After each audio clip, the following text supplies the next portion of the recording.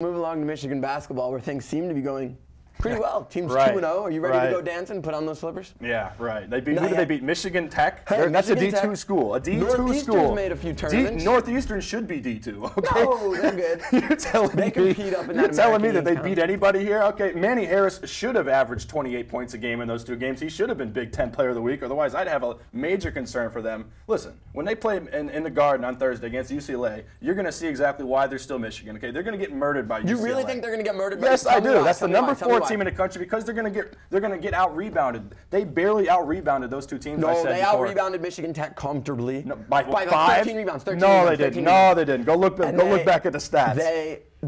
I mean, when you're not missing shots, you're not going to get a chance for that many rebounds. Because you're playing against lousy teams. You played against UCLA at Final Four the past how many years? Okay, but this is a UCLA team that, I mean, this team is built in the backcourt, and I think the backcourt is the one area where Michigan can compete.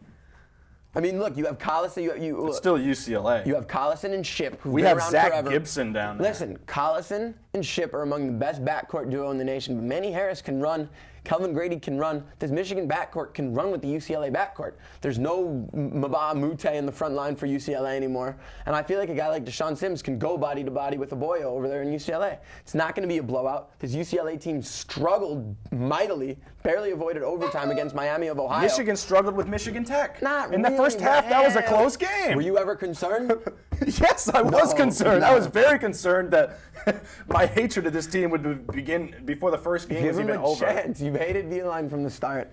Give this team a chance. They're 2-0. They're They're horrible. undefeated. They're horrible. They're not Danny, horrible. Let's go to a team that's not so bad, I don't think. The Michigan Neither is hockey the team. basketball team. Give them a break. You're so hard on the They're Hoopers. bad. They're bad. The Michigan hockey team, though, you know, they're kind of struggling right now, I think, because they lost 2-1 on Friday night at Yost to Western Michigan, a team that is in the cellar of the CCHA this year. They've only had 1 win coming into this weekend. They were up. Actually, Michigan was up 1-0 in the third period, and Billy Sauer, a senior, gives up 2 goals in the third, and they lose the game. All right. So, we've been talking about this the past couple weeks now. Let's just get rid of Sauer. Okay, I disagree with you here.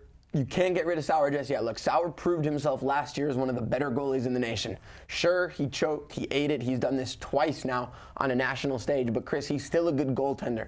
Okay, when you're getting better than Brian Hogan? We'll find out. But I think Brian Hogan had a shutout though on Saturday. Brian Hogan did have a shutout, but it's not like Brian Hogan hasn't lost all year. It's not like you can completely. I mean, there's no way you can point to Billy Sauer and say, hey, dude, you lost that game on Friday night for the Michigan hockey team. There's no way you can conceivably do that. He's the guy that has the power to stop the shots. When your offense takes 33, 34 shots on goal and puts in 1, something's wrong. Sometimes that happens, though, If Sauer got the kind of goal and scoring support that Hogan has had this season, he'd be just as undefeated as Hogan. Believe me that. I mean, there's no way to look at what Sauer's done and look at what Hogan's done and put them in comparison. 2-4, 6-0.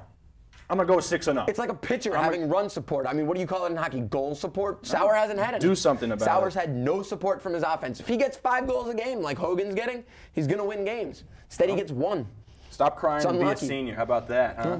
Let's go to NFL. Weird things happened in the NFL this past week. I don't know if you saw it, but a game ended 11-10. That's never happened before. Really screwed up Vegas, too. That game should have been 18-10 the last Does it really matter, though? What are we worried about here, Danny? Are we worried about, paying off the bookies, or are we worried about winning football games? What are you worried about? Pitt won the game regardless. Exactly. So I don't understand why all these headlines are being made over a few points. They won the game. It's over with, okay? Forget about it. Chris, bigger story is the tie, in my opinion.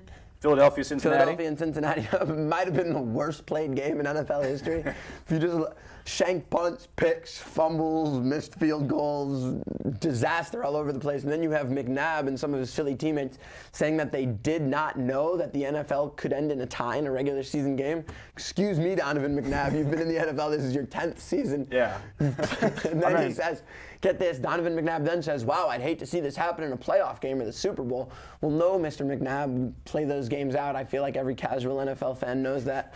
I feel like as a player, it's probably your responsibility to know that too. But then again, I disagree with everything Andy Reid has done with this franchise. So if his players don't know what they're doing, I mean, clearly, quite a problem. I'm just like, come on, ladies. I mean, you got to know the rule book here. Hey, you know what's happening. As weird as this league has been this year, finally have 4 teams emerging as studs.